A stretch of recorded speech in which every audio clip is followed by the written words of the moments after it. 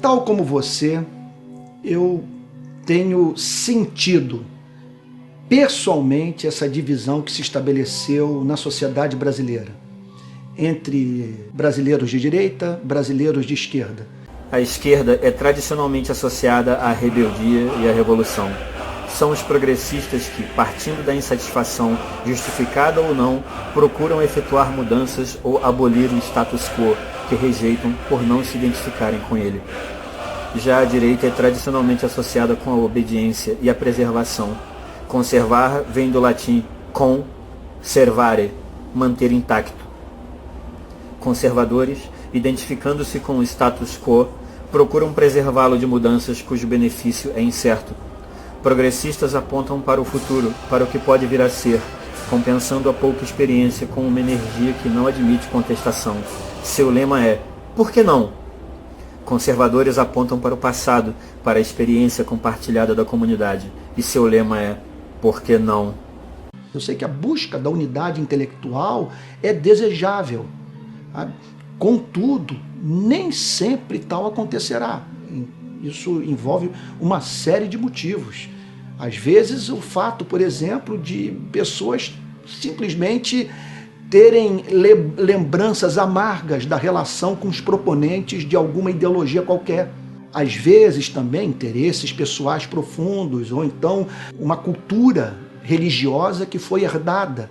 São muitos os motivos que levam seres humanos a se dividirem por tolices. A direita identifica-se com a ordem, controle, coesão ou tensão do sistema.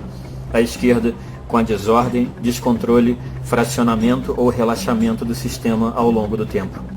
Esse aspecto da realidade foi compreendido há muito tempo, bem antes da ciência como a conhecemos hoje existir, e foi codificado em linguagem religiosa, ou seja, simbólica. Símbolo vem do grego syn, junto, e bolé, lançar, arremessar, com o sentido primitivo de reunir coisas, elementos. O conceito oposto, dividir, desagregar, espalhar, é designado pelo termo dia, separado, e bolé, lançar, arremessar. E é essa a origem da palavra diabo. O diabo é a representação simbólica de um fato real, a tendência à divisão, relaxamento ou desagregação dos sistemas, processos, sociedades, famílias, etc.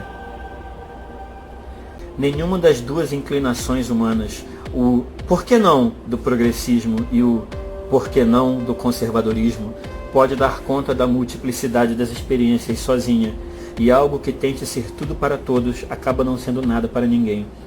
Há uma necessidade também de nós pensarmos duplo do ponto de vista dessa dicotomia que há entre uma agenda progressista e uma agenda conservadora. Cada abordagem, a progressista e a conservadora, tem a sua hora e o seu lugar. Até o diabo, quando colocado em seu lugar, também trabalha para Deus. A Bíblia é, entre outras coisas, um diagrama da organização humana e do fluxo de energia na sociedade, e alude inúmeras vezes ao equilíbrio entre as duas inclinações humanas quando fala de bons indivíduos e governos, os que não mudam de direção nem à esquerda nem à direita.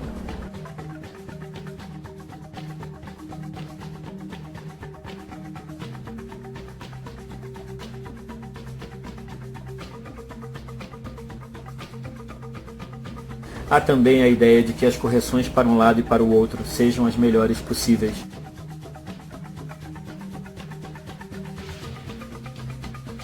Trata-se da capacidade de julgar cada situação independente de recortes pré-estabelecidos, adotando a melhor solução para o problema, independente da solução ser percebida como progressista, inovadora ou conservadora tradicional.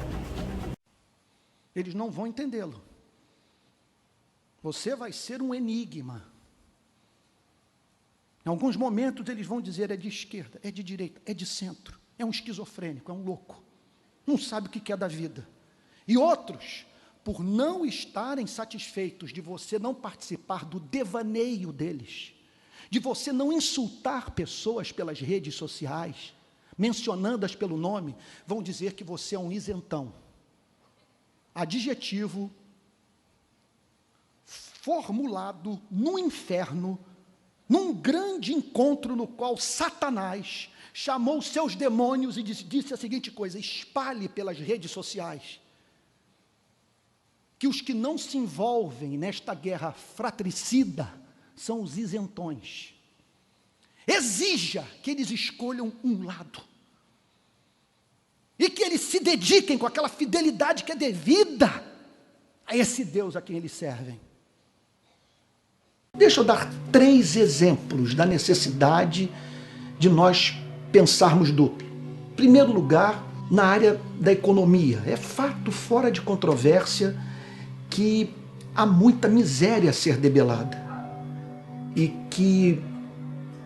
esperar que alguns brasileiros, especialmente aqueles que moram em comunidades ribeirinhas, como tenho dito a exaustão nas conferências das quais eu participo no Brasil, ou moradores do sertão do Nordeste, ou das favelas das grandes cidades brasileiras, chega a ser cruel esperar que essas pessoas se libertem do estado de petição de miséria que se encontram sem a ajuda da sociedade e do poder público.